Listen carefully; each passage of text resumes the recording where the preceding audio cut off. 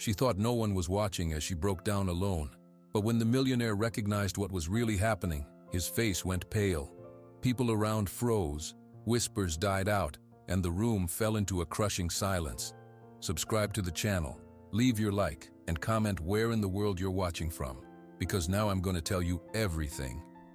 The rain hit the kitchen window like 1,000 tiny taps. Lily Parker wiped her forehead with the back of her hand. Her whole body hurt. "One more floor," she whispered to herself. "Then you can rest for a minute."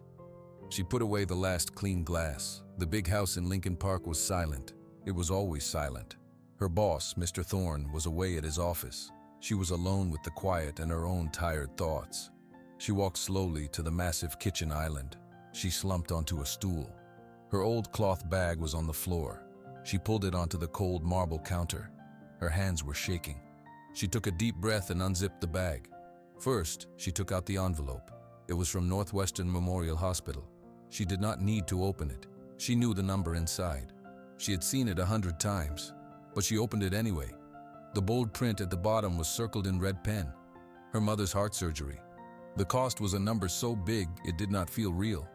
Lily closed her eyes. Then she reached back into her bag. She pulled out her money. It was not in a wallet. It was a folded stack of bills held by a rubber band. Some coins were in a small zipper pocket. She poured the coins onto the marble.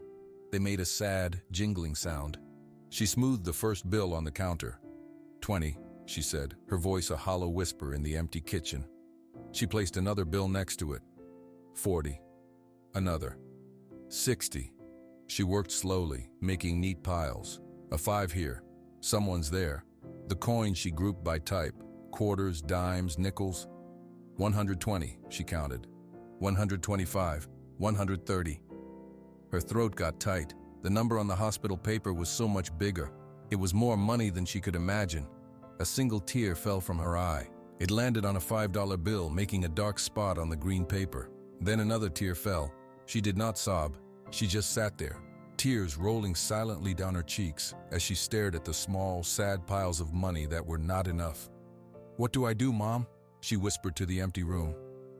"I don't know what to do anymore." She put her face in her hands. Her shoulders shook. The only sounds were the rain on the window and her quiet crying. She did not hear the front door open. She did not hear the footsteps in the hall. Mr. Alistair Thorne walked into the kitchen. He was home early. He was dressed in a navy suit for a business dinner later. He stopped suddenly when he saw her. His first thought was sharp and cold. Asterisk money on my counter. My housekeeper with her head down. This is a theft. His jaw tightened. He was about to speak, to demand an explanation, but then he saw her shoulders shaking. He saw the wet tears on her wrists. He saw the paper next to the money. He recognized the hospital logo. His angry thought vanished. The air left his lungs. His own face lost its color. He remembered that look, the despair, the helplessness. He had seen it in a hospital room 30 years ago. He had felt it in his own heart. He did not move. He just watched for a long moment.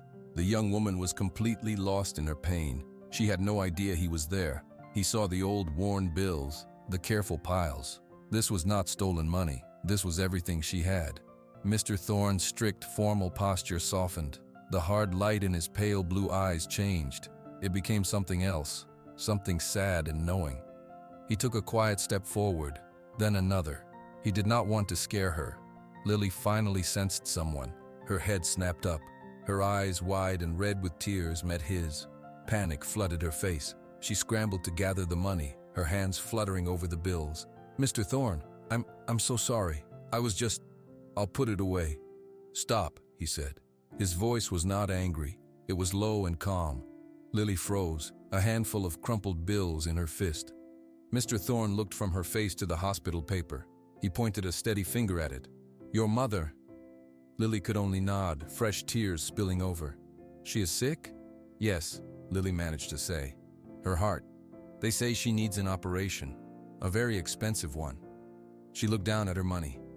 "I have been saving, but it is not enough. I don't have enough." Mr. Thorne nodded slowly. He understood every single word. He understood the fear behind them. He looked at this thin, tired girl with her simple clothes and her honest tears. He looked at the grand empty kitchen of his grand empty house. A single, powerful decision settled inside him. It felt like the only right thing he had done in a very long time. He pulled out the stool next to her and sat down. "Lily," he said, "look at me." She wiped her eyes, confused and afraid. He kept his clear, calm gaze on her. "Give me that paper," he said. She handed him the hospital statement, her fingers trembling. Mr. Thorne did not even look at the number. He reached inside his suit jacket and took out a small, leather-bound checkbook. He placed it on the counter next to her coins. "I am going to pay this," he said, his voice leaving no room for argument. "All of it, every last cent." Lily stared at him. Her mind went blank. The words did not make sense. It had to be a joke, a cruel trick. People did not just say things like that. But Mr. Thorne was already writing. The pen moved smoothly across the check. He filled in the amount from the paper without a flicker of surprise. He signed his name with a firm, steady hand.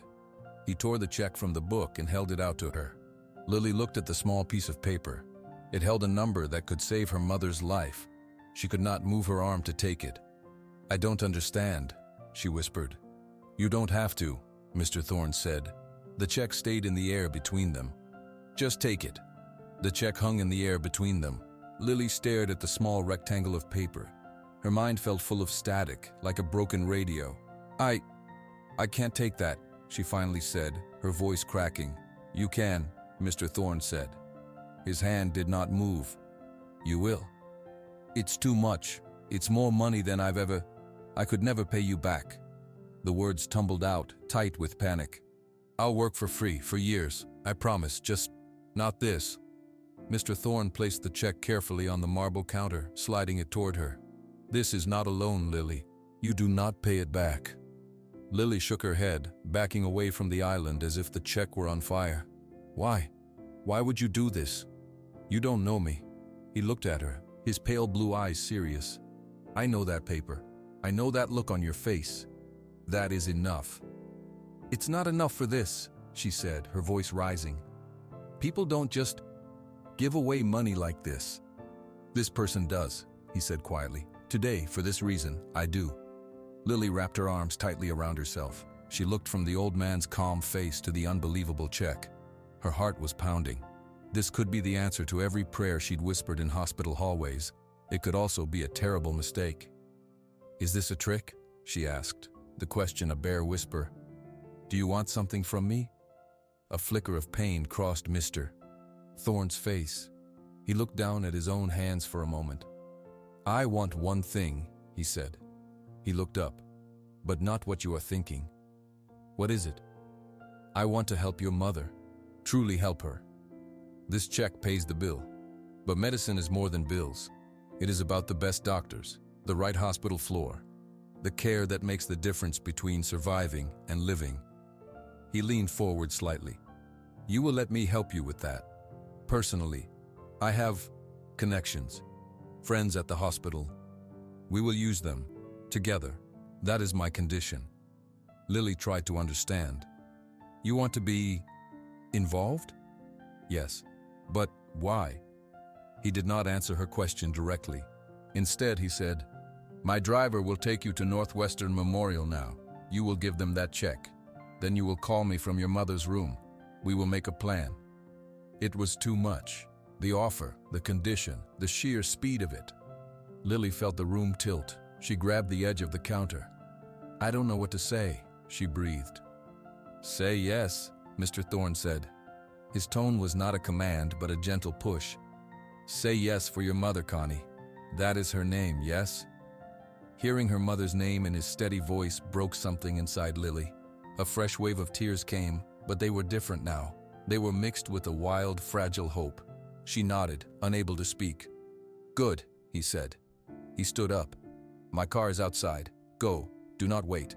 Do not think about it any more today. Just go." Like moving in a dream, Lily slowly reached out. Her fingers touched the check. She picked it up. The paper felt heavy, important. She looked at the amount written in clear black ink. It was the exact number from the hospital form. She looked at Mr. Thorne, her eyes wide. "Thank you," she said, the words feeling much too small. He gave a single brief nod. Go see your mother. Lily put the check carefully into her bag, alongside her own small pile of money. She zipped it shut. She walked to the kitchen door, her legs feeling shaky. She stopped and turned back. Mr. Thorne was still standing by the island, watching her go. I will call you, she said. I will be waiting, he replied.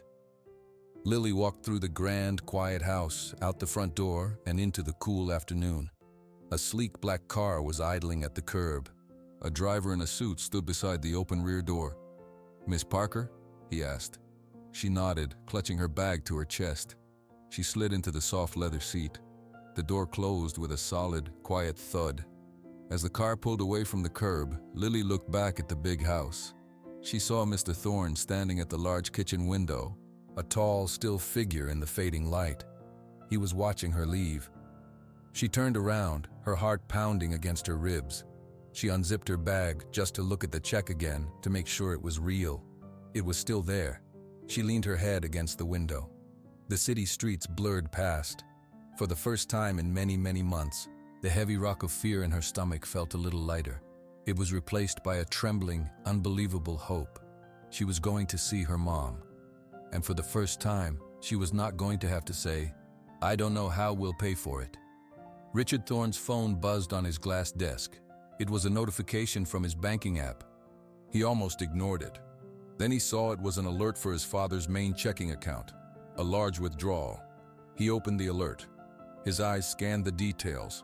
The payee line read, Northwestern Memorial Hospital. The amount was $250,000.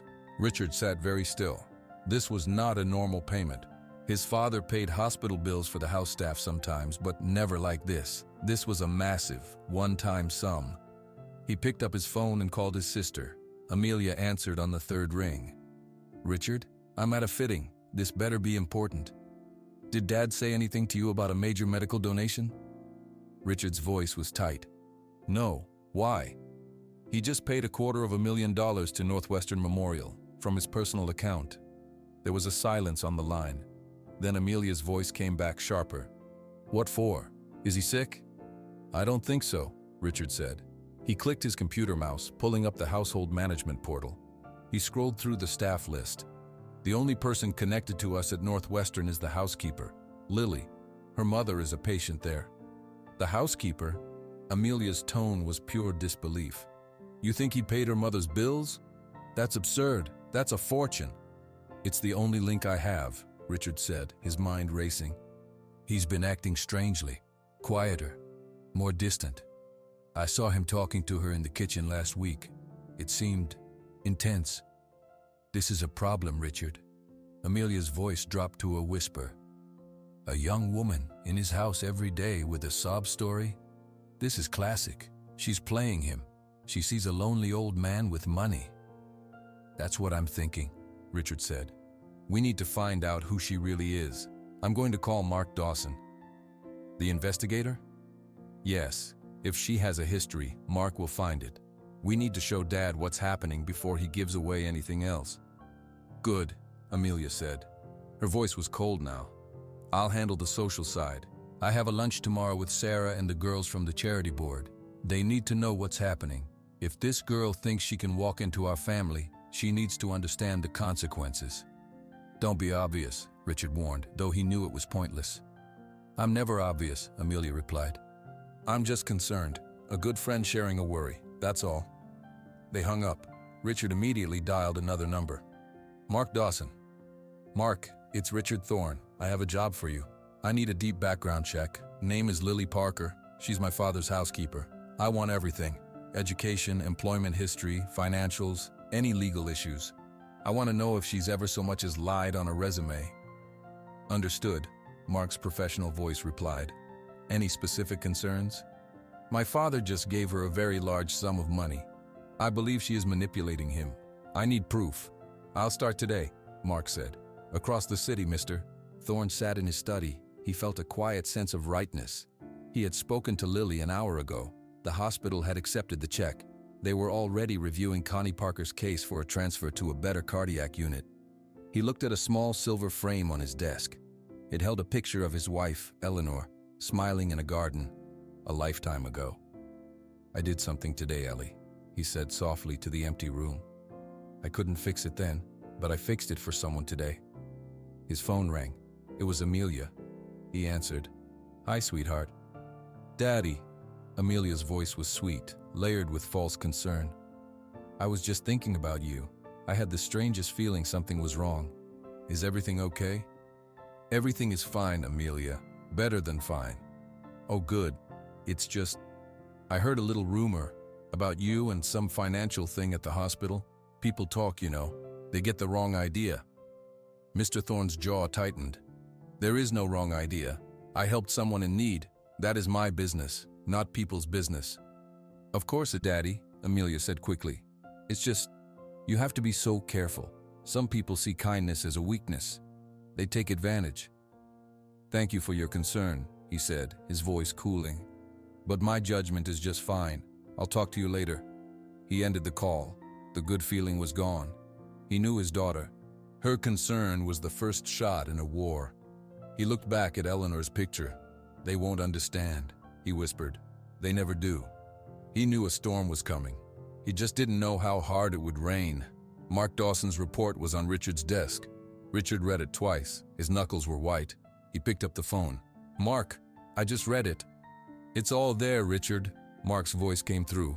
"Lily Parker, 25 years old, born in Chicago. Mother is Connie Parker, single parent, worked as a waitress. Lily attended the School of the Art Institute on a partial scholarship. Dropped out in her second year when her mother got sick. Employment history is all standard. Cafeteria worker, library assistant, retail. She started with your father 8 months ago. No criminal record, not even a speeding ticket. Credit score is poor, but only because of medical debt. She pays her rent on time." "There has to be something," Richard insisted, his voice tight. "An ex-boyfriend who says she's greedy, a former employer she sued, something." "I've looked for 3 weeks," Mark said, a hint of finality in his tone. "She's clean, she goes to work, she goes to the hospital, she goes home. That's her life." "What about her friends, her social media?" "She doesn't have social media, not that I can find. Her friends from school, she doesn't see them anymore. From what I can gather, she pulled away when her mother got sick. Too busy, too tired, too ashamed.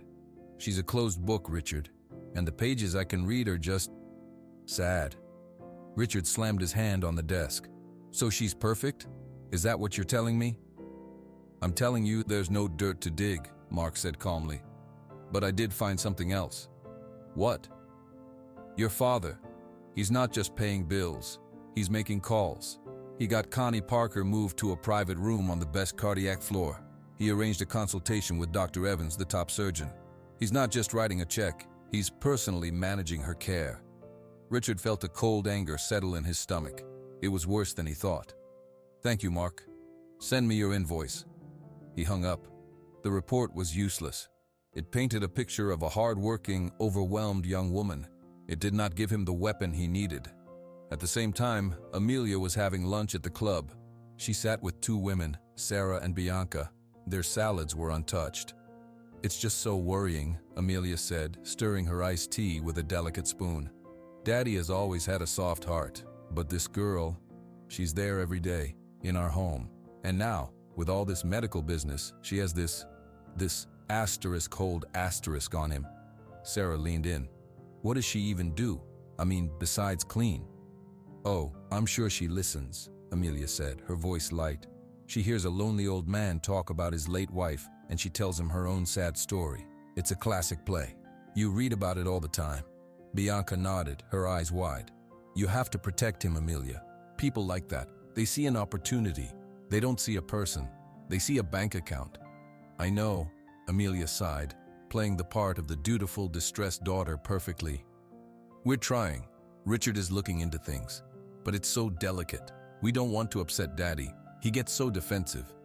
"The staff will know," Sarah said, lowering her voice. "The other help.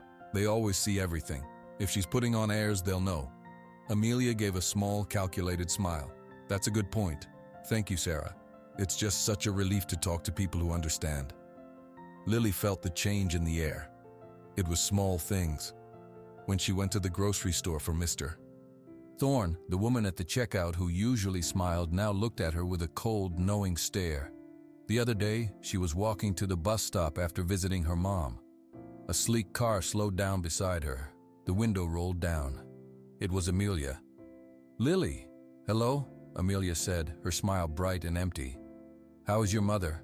I hear she's in the best hands now. How fortunate for you." "She's doing better, thank you," Lily said, keeping her eyes on the sidewalk ahead. "That's wonderful," Amelia chirped. "It must be such a weight off your shoulders, to have all your problems solved just like that."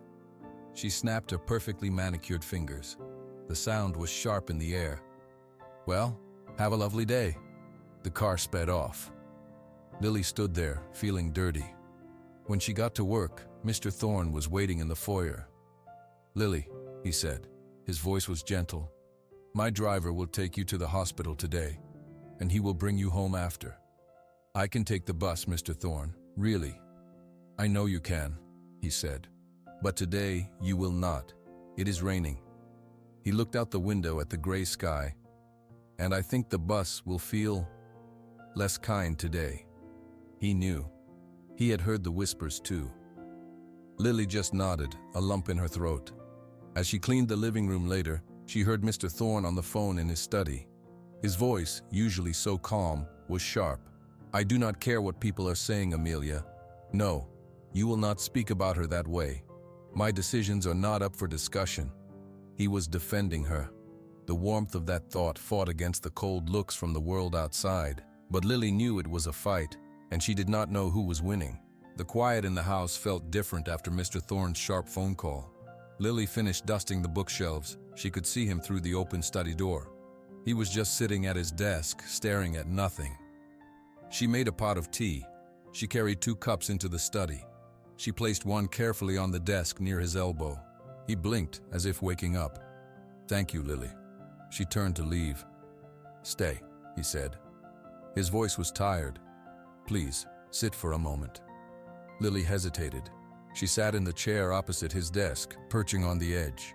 He didn't touch his tea. He looked at her, his pale eyes searching her face. "They are being cruel to you," he stated. It wasn't a question. Lily looked down at her hands in her lap. "It's okay. It doesn't matter." "It does matter," he said firmly. "It is wrong, and it is my fault." "No," she said quickly. "You helped my mom. None of the rest is your fault." He was quiet for a long time. The clock on the wall ticked. "They think you are a stranger," he finally said. "They think you are manipulating me. They do not understand why I would do this." Lily gathered her courage. She had wondered this every day. "Why did you?" she asked softly. "You don't know me. You didn't have to do any of it."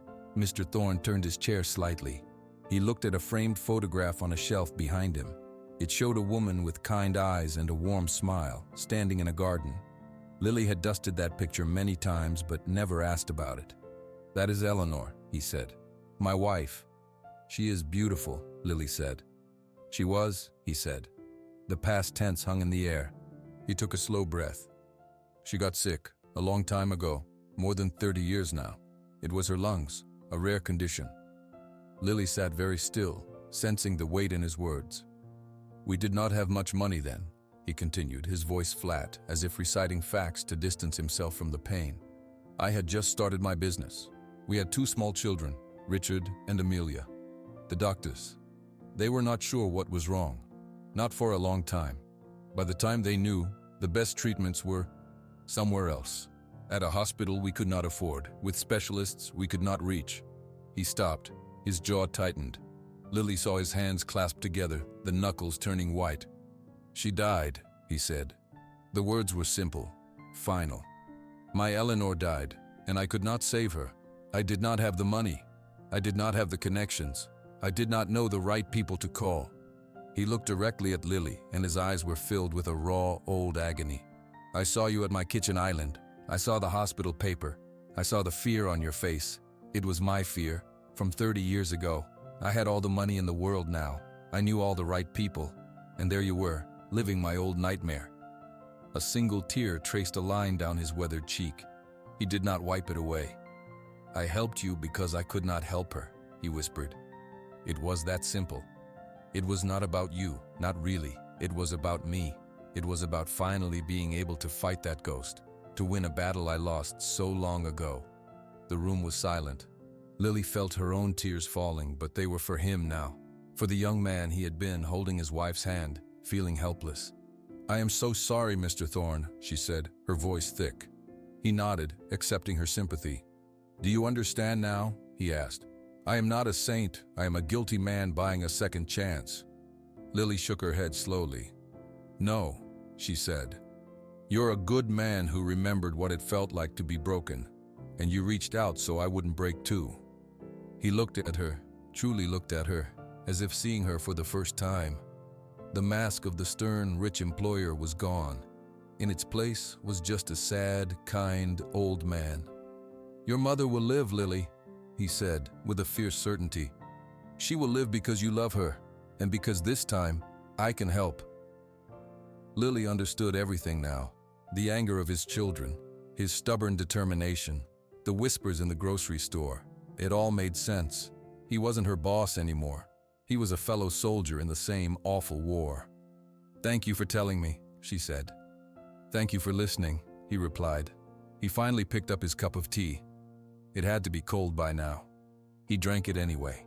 The secret changed everything. It was a secret, but it was a heavy one. Lily carried it with her now, along with her cleaning supplies and her worry for her mother. She was in her mother's hospital room. Connie looked better. There was color in her cheeks. The new doctor, Dr. Evans, he's a miracle worker, Connie said, squeezing Lily's hand. And this room, it's so quiet. How did all this happen, Lily? Really? Lily smoothed her mother's blanket. Mr. Thorne, my boss, he wanted to help. This is more than help, sweetheart, Connie said, her eyes wise and worried. This is a fortune.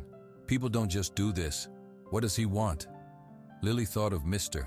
Thorne's face when he spoke about Eleanor, the raw pain. He wants to remember what it feels like to do the right thing, Lily said softly. That's all. Back at the house, things were different. Lily still cleaned, but now, when she brought Mr. Thorne his afternoon tea, he would often say, Sit. Tell me how your mother is today. And she would sit, and she would tell him. He would listen, nodding, sometimes asking a question about the medicine or the nurses. One afternoon, she was polishing the large dining table. He was reading a newspaper nearby. You went to art school, he said, not looking up from his paper. Lily froze, the cloth in her hand. How did you know that? I know many things, he said. He lowered the paper. Why did you stop? She looked at the wood grain she was polishing. Mom got sick. I needed to work. Art school was a dream. It wasn't important. It was important to you, he stated. Lily shrugged, a tight movement. It felt selfish, to draw pictures when she needed medicine. Mr. Thorne was quiet for a moment. Do you still draw? No. You should, he said simply. He went back to his newspaper, as if he had just suggested she drink more water. But the next day on the kitchen counter, there was a simple sketchbook and a set of pencils. They were good ones, not the cheap kind she used to buy. There was no note. Lily just stared at them, her heart aching. She touched the cover of the sketchbook. She did not draw that day, but she put the supplies carefully in her bag. Richard called the house one evening. Mr. Thorne put the call on the speakerphone while he sorted his mail. Lily was in the room watering the plants. Father, we need to talk about the girl. Richard's voice filled the quiet room. Lily's back stiffened. She kept watering the fern. Her name is Lily, Mr. Thorne said, his voice cool. Fine, Lily. Amelia is hearing things at the club. People are talking. They're saying she's practically moved in, that you're being taken for a ride. What I do in my home and with my money is my business, Mr. Thorne replied. Not the business of your sister's gossipy friends. It becomes our business when it affects our family's reputation, Richard's voice rose, when people think our father is being manipulated by a cleaner. Mr. Thorne stood up. His presence seemed to fill the room. She is a young woman who takes care of her dying mother with more grace and strength than you have ever shown in your entire life, he said, each word precise and sharp. You will not speak about her that way. Not to me, not to anyone. Do you understand? There was a stunned silence on the phone. Lily held her breath, the watering can trembling in her hand. You're choosing her over us? Richard's voice was low, dangerous. I am choosing common decency over snobbery, Mr. Thorne said. Goodbye, Richard. He ended the call. The room was silent again, but the air buzzed with the angry words, Mr. Thorne sank back into his chair. He looked tired. Lily put the watering can down. I'm sorry, she whispered. I'm causing so much trouble. You are not causing it, he said, his eyes closed. They are. They have empty hearts, and they are frightened to see mine is not empty anymore. He opened his eyes and looked at her. Do not apologize for being the reason I remember how to be a human being. Lily nodded, tears in her eyes. She was not just his employee now. She was his defender, and he was hers. It was a dangerous, fragile place to be. The storm was not coming anymore. It was here. Richard's email chimed. The subject line read, Thorne Estate Supplemental Findings. It was from Mark Dawson. Richard's finger hovered over the mouse. The first report had been useless. He didn't expect anything new. He clicked it open. It was a short email. Richard, while the background on Lily Parker remains unchanged, a separate matter came up during my review of your father's recent legal activity. He executed a new last will and testament 6 weeks ago. The document was prepared by his attorney, Jameson Reed. I cannot access the full contents without a court order, but public clerk filings show the document exists and has superseded the previous version from 5 years ago. Given the timing, I thought you should be aware. Mark, Richard read the words 3 times. Asterisk, a new will, 6 weeks ago. That was right after he paid the hospital, right after he brought Lily into their lives. A cold, hard knot formed in Richard's stomach. He picked up his phone and called his father's lawyer. Jameson Reed answered. Jameson, Richard Thorne. Richard, hello. What can I do for you? My father. He drew up a new will. There was a long pause on the line. You know I can't discuss that, Richard. Attorney-client privilege. Don't give me that, Richard snapped. Is it true? Another pause. Your father is of sound mind and body. His estate planning is his own private affair. His affair is my inheritance, Richard said, his voice rising. What did he do? Did he leave money to that girl? Did he put her in the will? I cannot and will not discuss the contents, Jameson said, his tone turning cool and professional. If your father wishes to share that information with you, he will. Richard ended the call. He was breathing hard. He dialed Amelia. He changed his will, he said the second she answered. What? Amelia's voice was a sharp gasp. 6 weeks ago, he made a new one. His lawyer won't say what's in it, but we know why. It's because of her. Amelia was silent for a moment. Then her voice came back, thin and furious. What could he possibly leave her? Money? Stocks? I don't know, Richard said. But it's not just money. It's the principle. It's our family. He's putting a stranger in our family's legal documents. We have to find out, Amelia said. We have to see it. How? Jameson won't break privilege. Dad won't tell us. Then we make him tell us, Amelia said, her mind racing. We go there, together. We tell him we know. We demand to see it. He owes us that much. Richard stared out his office window at the city. He thought about the cabin on Lake Michigan, his father's favorite place, the only place he ever seemed relaxed when they were kids. A terrible thought entered his mind. The cabin, Richard said softly. What about it? What if he left her the cabin? Amelia let out a small shocked sound. He wouldn't. That's ours. That's for the family. He wouldn't give our mother's favorite place to some maid. But as she said it, they both knew he might. They had seen the way he looked at Lily. They had heard him defend her. This was no longer about a hospital bill. This was about rewriting the future of their family, and they had been erased from the draft. Meet me at the house tomorrow, Richard said, his voice grim. 9 a.m. We end this. I'll be there, Amelia replied. Richard put the phone down. He looked back at the email on his screen. The words, new last will and testament seemed to burn.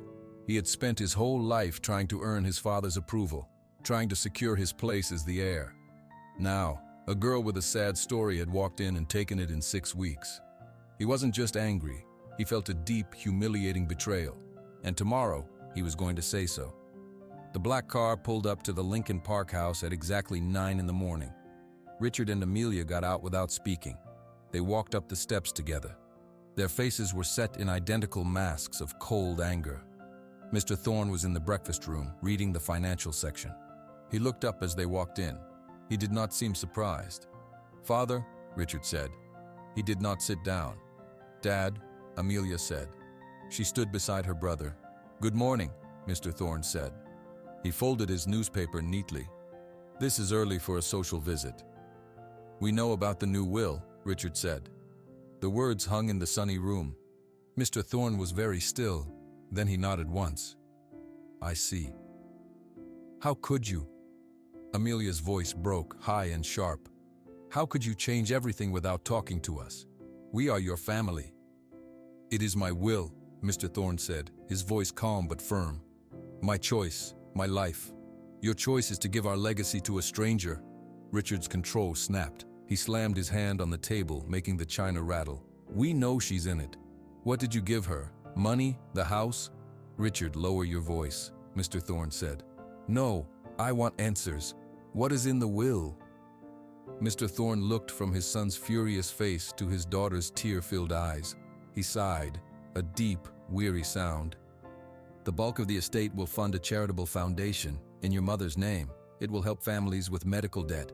That is something good, something lasting." Amelia stared. "A charity?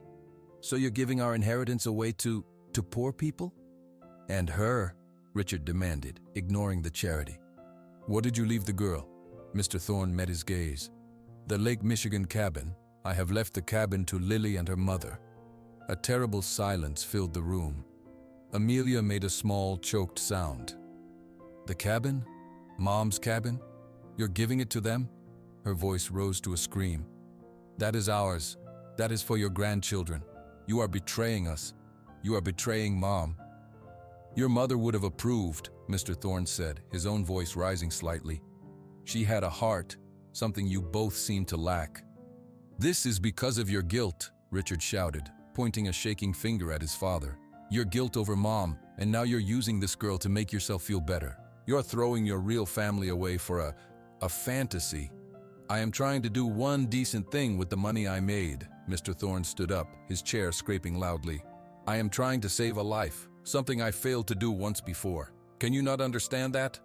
"All I understand is that you have disinherited your own children," Richard yelled. "For a maid, I will fight this. I will take this will to court. I will have doctors declare you incompetent. I will spend every last cent you plan to give away to prove you've lost your mind."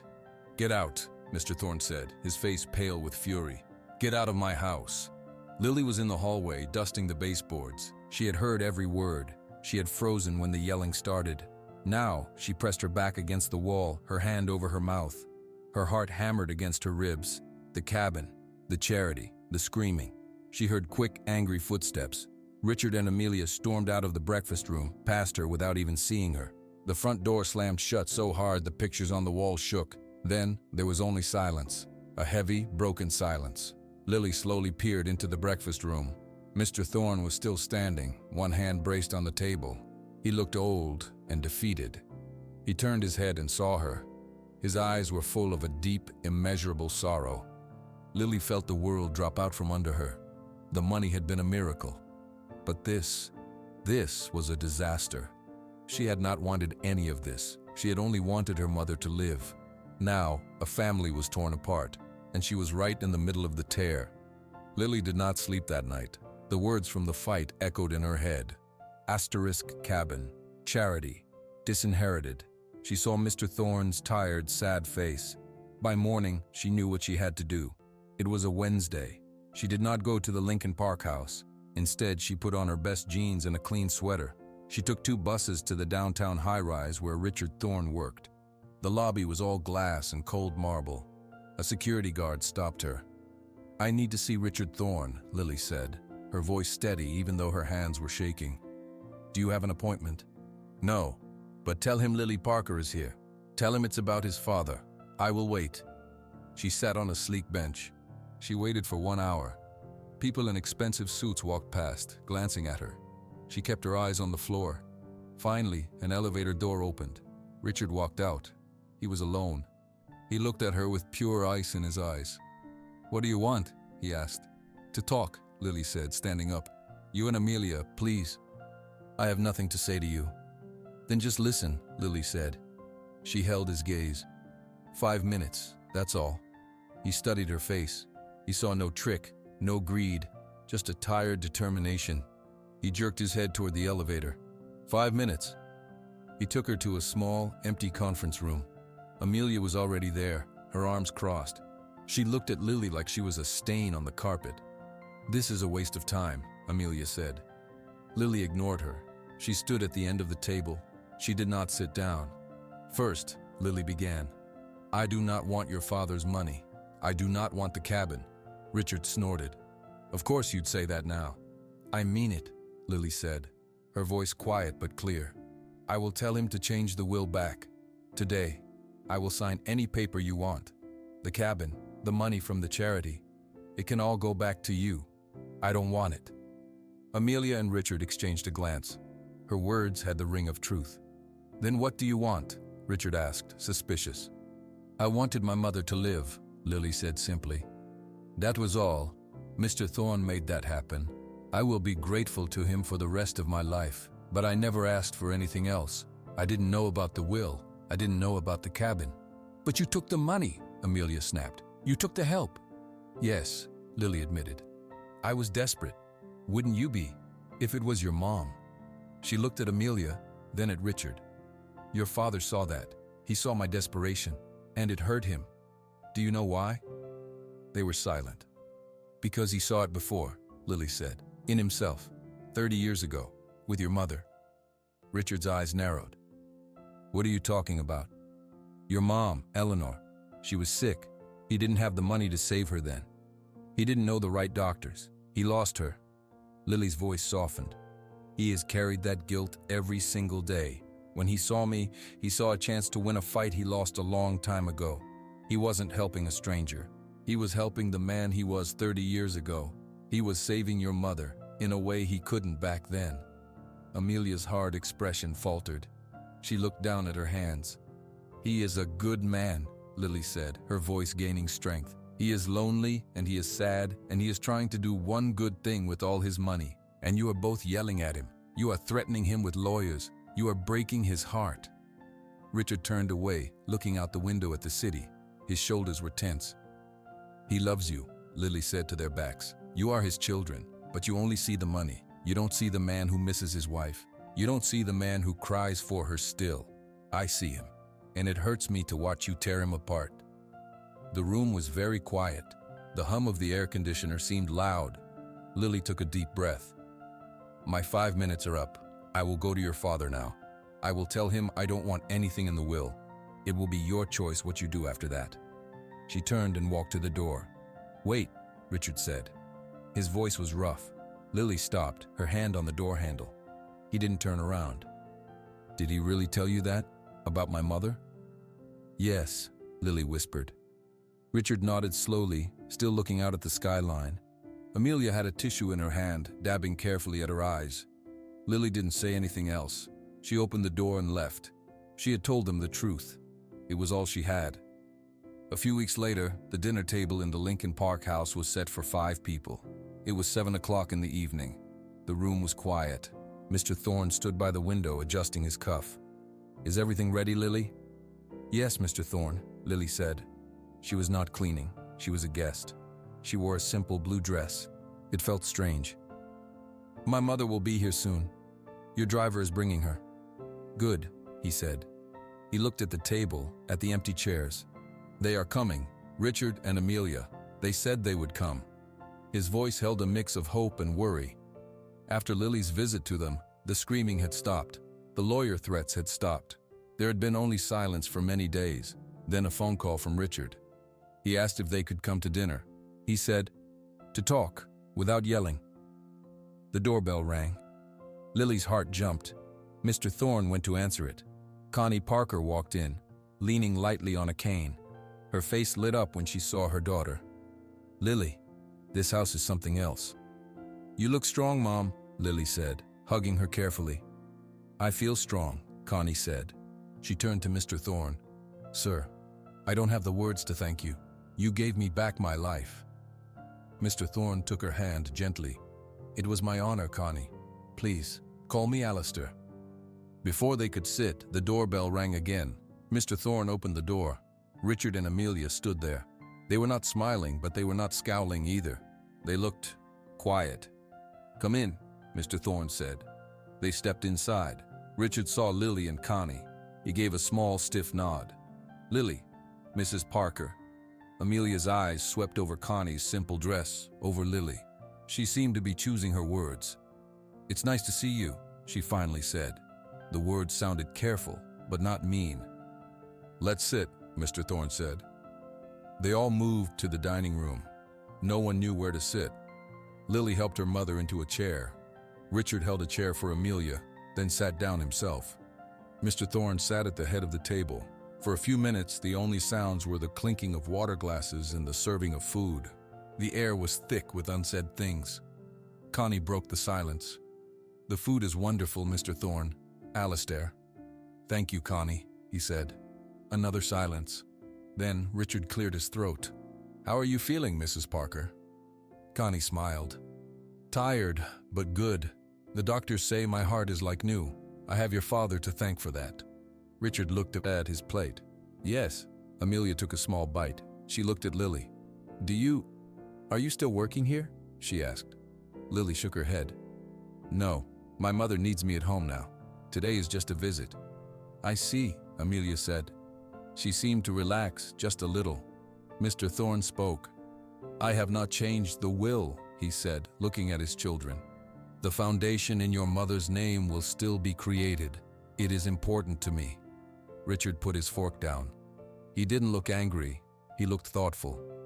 I know.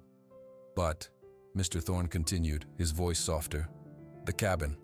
I have thought about it. It should stay in the family. It will go to you and Amelia, Richard, to share. Lily let out a breath she didn't know she was holding. She caught Richard's eye and gave a small nod. Asterisk, yes. Asterisk. Richard looked at his father. He saw the old man's hope. He saw the fear of being rejected again.